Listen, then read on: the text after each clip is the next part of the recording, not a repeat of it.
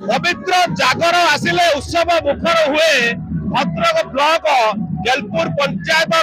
बाबा गेलेश्वर पीठ जोटी पाताली महादेव अच्छा खाली पाताली महादेव नुहे एटी माता पार्वती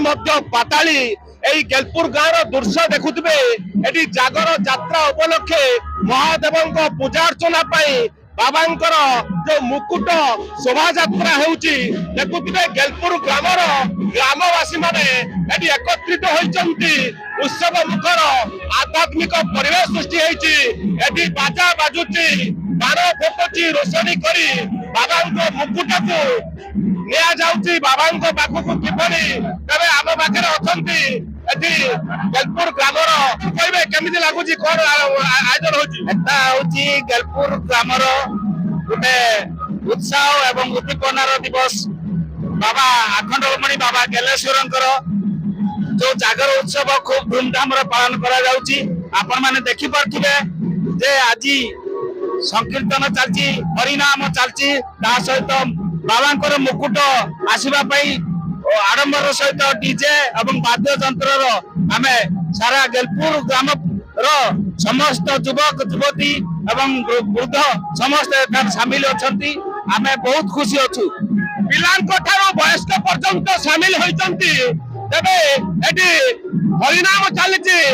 संकीर्तन चलची तबे आम सहित अछंती पूर्वतन जिला परिषद तथा पूर्वतन सरपंच अछंती आम पाखरे सामिल होइचंती तांको पाखरु चकर देबा केमि कोन कहबा आज्ञा केमिति अनुभव हुए जागर यात्रा आसिले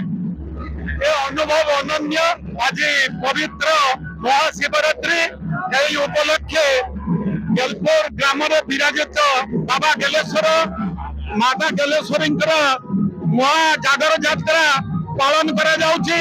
एही अवसर रे मो समग्र पंचायतवासी तथा जिलावासी तथा समस्त सनातनी हिंदू भाई भौण मानकर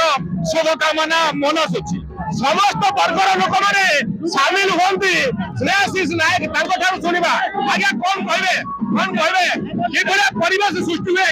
एठी ओम नमो पार्वती पते हर हर